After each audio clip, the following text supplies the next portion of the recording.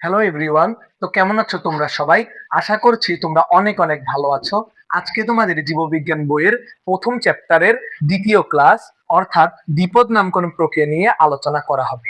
এই প্রক্রিয়াটা তোমাদের জন্য অত্যন্ত গুরুত্বপূর্ণ। আজকের ক্লাসটা যদি তুমি মনোযোগ সহকারে করো, তাহলে তোমার দ্বিপদ নামকরণ প্রক্রিয়া নিয়ে কোনো টেনশন থাকবে না। পাশাপাশি তোমাদের যে সিকিউ এর গ বা ঘ নাম্বারে যদি দ্বিপদ নামকরণ প্রক্রিয়া ব্যাখ্যা করতে বলে, তখন তুমি তা সঠিকভাবে ব্যাখ্যা করতে পারবে। তো চলো বেশি কথা না বলে শুরু করা যাক। দ্বিপদ নাম। দ্বিপদ। দ্বিপদ কথাটির মধ্যেই লুকিয়ে আছে যে এটি সাধারণত দুইটি পদ নিয়ে গঠিত হবে। কয়টি পদ নিয়ে গঠিত হবে? দুইটি পদ নিয়ে গঠিত হবে। দুইটি পদের প্রথম পদ হবে গণ এবং দ্বিতীয় পদ হবে প্রজাতি। অর্থাৎ দ্বিপদ নামকরণ প্রক্রিয়াটি দুইটি পদ নিয়ে গঠিত হবে। প্রথম পদ হবে গণ এবং দ্বিতীয় পদ হবে প্রজাতি। এই যে বিষয়টা, এই বিষয়টা 1753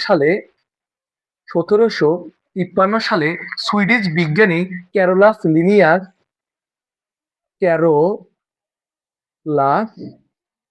লিনিয়াস তার একটা অন্যতম গুরুত্বপূর্ণ বই স্পেসিয়াস প্লান্ট্রামে এই দ্বিপদ নামকরণ প্রক্রিয়াটির সম্পূর্ণ ব্যাখ্যা দেন এবং সুস্পষ্ট ব্যাখ্যা দেওয়ার চেষ্টা করেছেন। মূলত তার যে স্পেসিয়াস প্লান্ট্রাম বইয়ে দেওয়া ব্যাখ্যা, সেই ব্যাখ্যাটি তোমাদের পাঠ্য বইয়ে দেওয়া আছে এবং এই ব্যাখ্যাটি তোমাদের সিকিউ এর গ নাম্বারে আসে যে দ্বিপদ নামকরণ প্রক্রিয়া ব্যাখ্যা করো। তো এই ব্যাখ্যাটি আমরা পুরো ক্লাস জুড়ে জানার চেষ্টা করব। তো চলো শুরু করা যাক। দ্বিপদ নামকরণ প্রক্রিয়া। একটা জীবের নামকরণের ক্ষেত্রে সর্বদা ল্যাটিন ভাষা ব্যবহার করতে হবে বা ল্যাটিন ভাষার মতো করে ব্যবহার করতে হবে। অর্থাৎ মনে করো একটা ম্যাচ অনুষ্ঠিত হয়েছে ব্রাজিল বনাম আর্জেন্টিনা। এখানে আর্জেন্টিনার ভাষা স্প্যানিশ এবং ব্রাজিল ভাষা কিন্তু স্প্যানিশ নয়। এক্ষেত্রে তাদের মধ্যে যে পরস্পরের যোগাযোগ হবে, এই যোগাযোগের ক্ষেত্রে একটা বিশৃঙ্খলা দেখা যাবে। অর্থাৎ তারা তাদের মনের ভাবটা প্রকাশ করতে পারবে না। এক্ষেত্রে একটা কমন ল্যাঙ্গুয়েজ ব্যবহার করা হয়। অর্থাৎ একটা সাধারণ ভাষা ব্যবহার করা হয়, যে ভাষাটা উভয় দলে জানতে পারে, সেটাই হচ্ছে ইংলিশ। তাদের ক্ষেত্রে সেটা কি? ইংলিশ। এক্ষেত্রে তারা ইংলিশের মাধ্যমে পরস্পরের মধ্যে যোগাযোগ করতে পারে। কিন্তু জীবজগতের ক্ষেত্রে দেখা যায় যে ল্যাটিন ভাষায় কোনো জীবের নামকরণ করা হলে তা সারা বিশ্বের মানুষ একই নামে জানতে পারে, অর্থাৎ সবাই সেই ল্যাটিন নামটাই ব্যবহার করতে পারে। যেমন সাম্প্রতিক আবিষ্কৃত একটি ব্যাঙের নামকরণ করা হয়েছে জাকেরানা, সরি, জাকেরানা ঢাকা।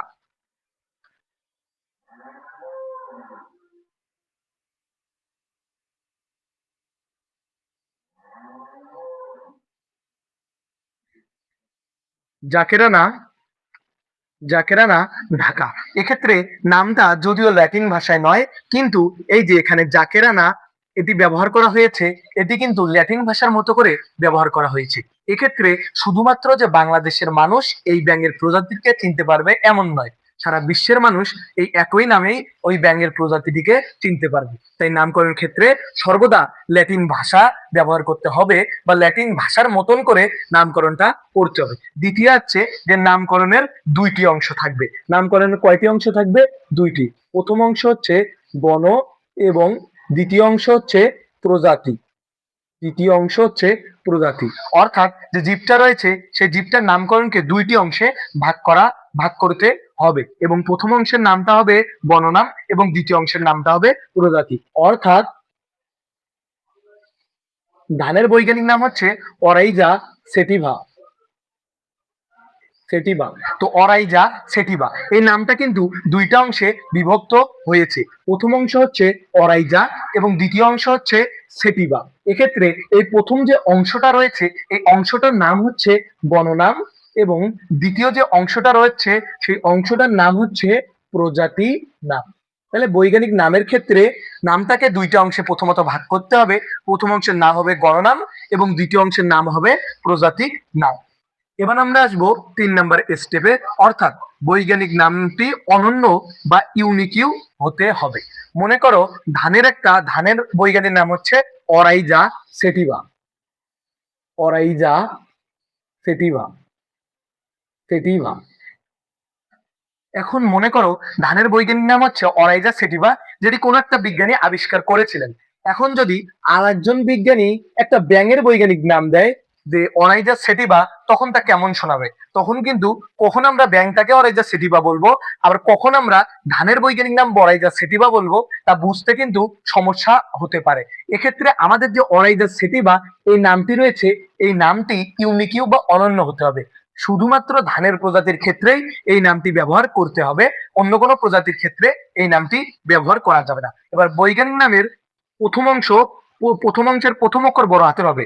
এখানে যে অরাইজা সেটিভা রয়েছে, এই ওটা বড় বড় হাতের অক্ষর হবে, অর্থাৎ ক্যাপিটাল ওয়ার্ডে লিখতে হবে।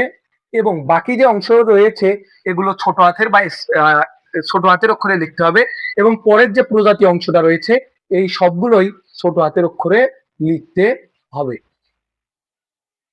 লিখতে হবে। এবার বৈজ্ঞানিক নাম মুদ্রণের সময় সর্বদা ইতালিক অক্ষরে লিখতে হবে। কোন অক্ষরে লিখতে হবে? ইতালিক। কিন্তু আমরা যখন হাতে লিখবো তখন কিন্তু আমরা এক্সাক্ট যে ইতালিটা রয়েছে সেই ইতালি ভাষাটা লিখতে পারবো না। এক্ষেত্রে সমাধান কি?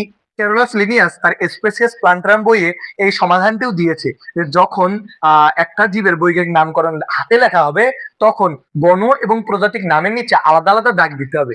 যেমন কাতল মাছের বৈজ্ঞানিক নাম হচ্ছে কাতলা কাতলা কাতলা কাতলা। এই যে আমরা যে হাতে লিখলাম এক্ষেত্রে কিন্তু আমরা এক্স্যাক্টলি ইতালিক অক্ষরে লিখতে পারিনি। এক্ষেত্রে গণ নামের নিচে একটা আলাদা আন্ডারলাইন দিতে হবে এবং প্রজাতিক নামের নিচে আর একটা আন্ডারলাইন দিতে হবে। অর্থাৎ যখন আমরা মুদ্রণ করব তখন আমরা ইতালিক অক্ষরে মুদ্রণ করব ঠিকই, কিন্তু যখন আমরা হাতে লিখবো যেহেতু এক্স্যাক্টলি ইতালিক অক্ষরে লিখতে পারবো না, তাই ওইটা চিহ্নিতকরণের ক্ষেত্রে আমরা গণনামের নিচে আলাদা দাগ দিব এবং প্রজাতিক নামের নিচে আলাদা আলাদা দাগ দেওয়ার চেষ্টা করব। এবার আমি এখানে একটা বিষয় উল্লেখ করিনি যে পরবর্তী ধাপ, কিন্তু ক্যারোলাস লিনিয়াস সেটিও ব্যাখ্যা করেছেন, কিন্তু বর্তমানে সেটি প্রযোজ্য নয়, পূর্বে প্রযোজ্য ছিল। তাই সেটিও বলার চেষ্টা করব যে কোন জীবের বৈজ্ঞানিক নামকরণের ক্ষেত্রে বিজ্ঞানী কর্তৃক যে নামটা দেওয়া হবে সেই নামটার সাথে তার একটা নামের সংক্ষিপ্ত রূপ যে বিজ্ঞানীটা দিয়েছে তার নামের একটা সংক্ষিপ্ত রূপ এবং যে সালটা দিয়েছে সেই যে সালে ওটা আবিষ্কার করেছে সেই সালটাও ব্যাখ্যা করতে হবে। যেমন মানুষের বৈজ্ঞানিক নাম হচ্ছে হোমো সেপিয়েন্স সেপিয়েন্স। এক্ষেত্রে এই যে নামটা আমরা লিখলাম, এই নামটা লেখার পর তার নামটা যে রয়েছে যে এল এল এবং তার যে সালটা রয়েছে 1758 সালে আবিষ্কার করেছেন সেই সালটা উল্লেখ করতে হবে। অর্থাৎ নামের সাথে এই সালটা যে রয়েছে এটা ব্র্যাকেট চিহ্ন দিতে পারো বা সাথেই সংযুক্ত করেও দিতে পারো, কিন্তু বর্তমানে এই ধারাটি প্রচলিত নয়, শুধুমাত্র আমরা নামটাই ব্যবহার করেছি।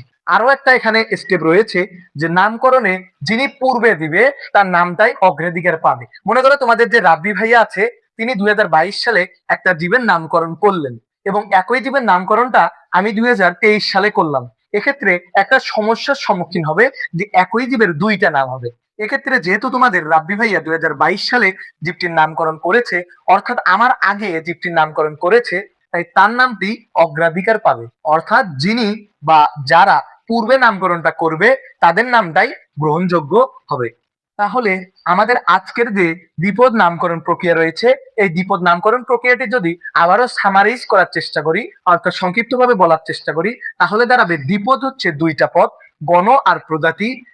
এবং একটা জীবের নামকরণের ক্ষেত্রে সর্বদা ল্যাটিন ভাষায় কিংবা ল্যাটিন ভাষার মতো করে ব্যবহার করতে হবে, কারণ যাতে সবাই বুঝতে পারে। দ্বিতীয়ত বৈজ্ঞানিক নামের দুইটি অংশ থাকবে, প্রথম অংশ গণনাম এবং দ্বিতীয় অংশ প্রজাতিক নাম। তৃতীয়ত বৈজ্ঞানিক নামটি অনন্য বা ইউনিক হতে হবে, অর্থাৎ সারা বিশ্বে একই নামে পরিচালিত বা পরিচিত হতে হবে।